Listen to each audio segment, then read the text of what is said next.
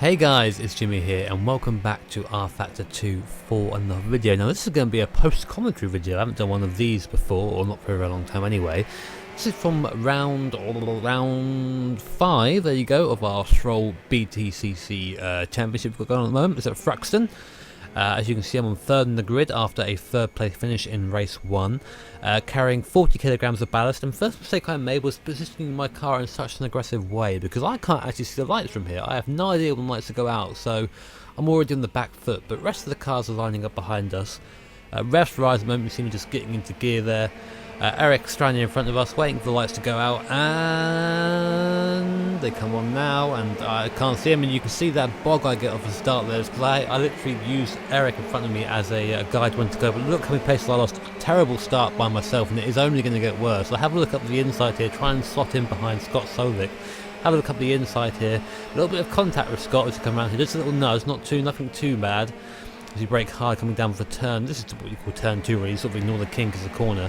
And now turn 3, a little to my knowledge, there is Scott on my inside. He actually puts me around here, hits me into the wall and smash. I go from about 6th place down to I think 23rd position, as you can see in the background there. Adam, my teammate, having a bit of a similar fate, bless him, as this race sort of starts. So the car, luckily enough for me, wasn't bent or anything, so the car was okay.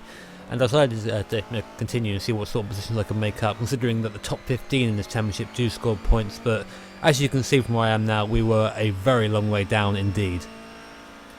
So we skip to the next lap and we come across Simon Cairn, a fellow front-wheel drive Civic driver, having a bit of an issue there at the first chicane. I thought, okay, let's try and take the run, let's try and make him make a pass around the outside here, coming into turn 5. And I guess you get off the racing line, there's not really much grip out there, so I actually almost end up ending both mine and his race. I get off the throttle there to make sure I don't collide when I come back on, but really unnecessarily heated up the tyres there. And in this car, it being front wheel drive, having the tyre temperatures in the right place is super important, because those front tyres do your turning, they do your steering obviously, and do your acceleration, and your braking pretty much, the majority of your braking. So if those tyres are messed up, your car's messed up.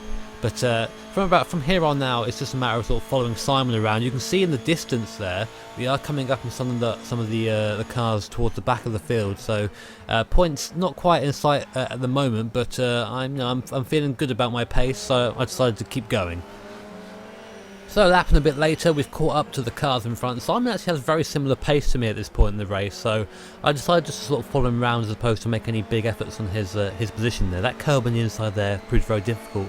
When you're coming around there and you get the turn 4 right, you get it correct, you just smash the throttle and let the car drift over the curb and everything feels great. And the car was feeling good at the moment despite the ballast. Like I said, I was 40 kilos heavier in this round than I was in the round before due to my podium finish in the race 1 of this meeting.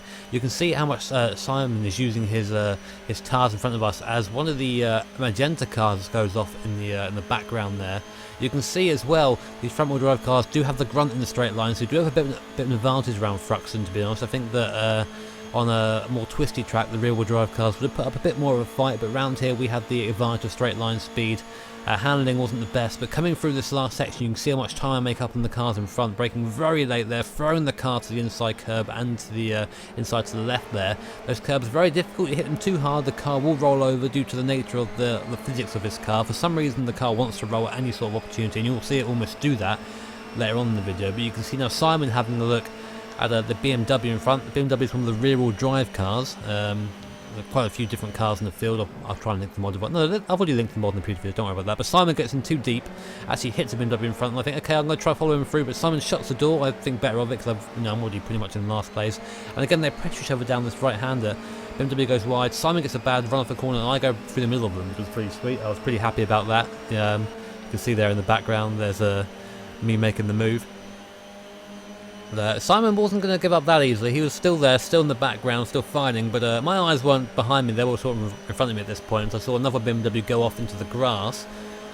These pack of cars were quite close together, and I was very aware that I was catching them quickly. So at this point in my race, I'm still running down 18th, 19th place. I'm thinking, right, okay, I need to just get past these people as quick as I can and try and get up into that top 15, because that's where the points are, that's where I need to be to try and salvage this race as best I can. Coming up now behind Sebastian Kunz, he's a fellow streamer on YouTube, you should go check him out. He's called Antraxo on Twitch, and you see that's Josh Anderson, he's one of the VEC commentators in front of us there. Coming up to turn 1 now. This is very interesting, this car. It's just a slight lift, a very slight lift of the ballast, and you just power out. You can see how much of a better exit I got out there than Sebastian did. And now coming up to turn 2, and the move is already done by the time I get there. He's go up the inside. Simon tries to follow me through, doesn't quite do it. Actually taps Seb on the back there as I slow him up on the apex.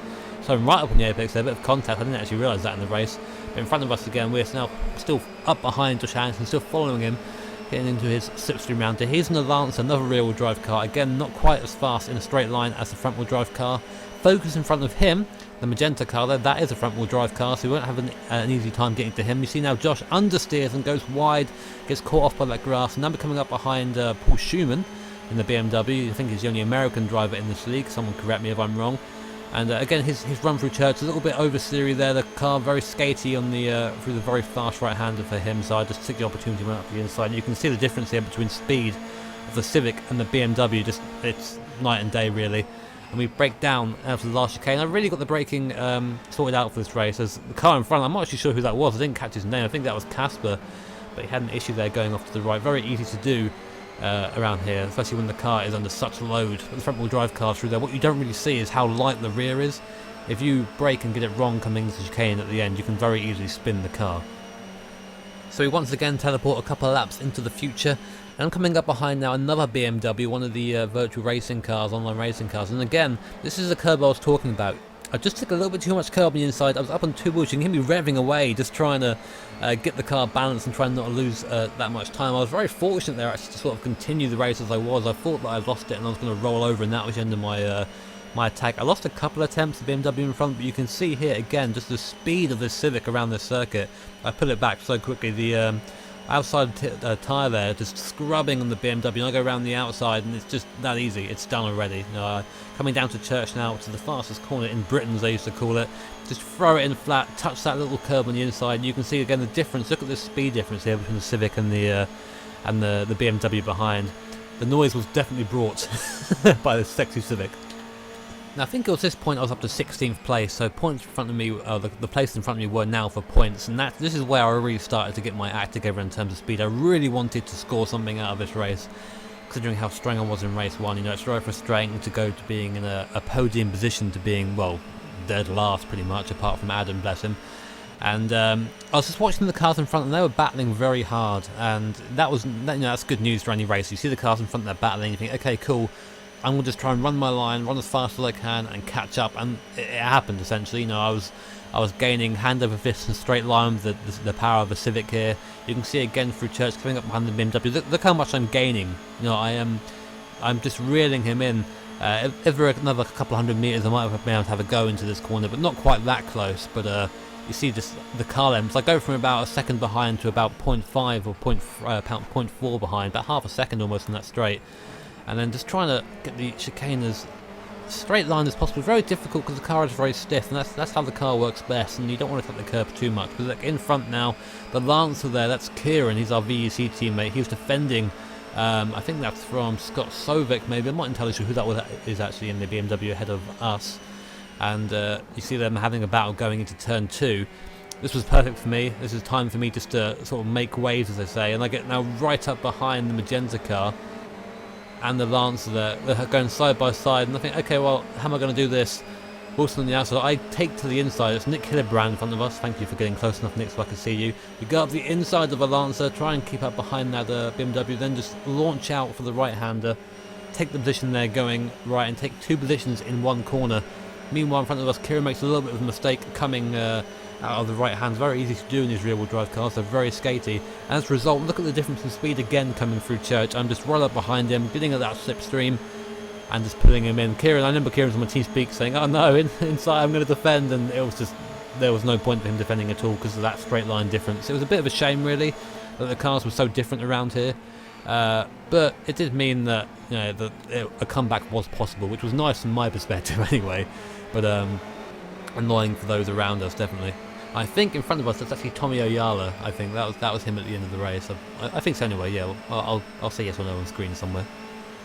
These are only short races. This is actually the final lap of the race. You can see Tommy ahead. That's his teammate Scott Sovic in the BMW. He goes round goes up the inside, just drives past him with that front wheel drive power.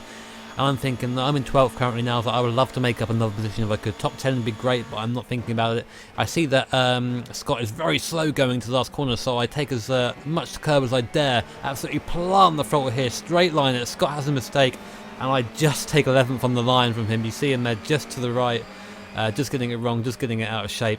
And that was Troll round 5 BTCC. Very exciting to drive. Definitely going to record it next time. I didn't record it this time because I thought, what's the point? And I hope you guys enjoyed it. If you did, hit the like button and subscribe and all that, and there'll be more videos coming. So have a good day, guys, and take care.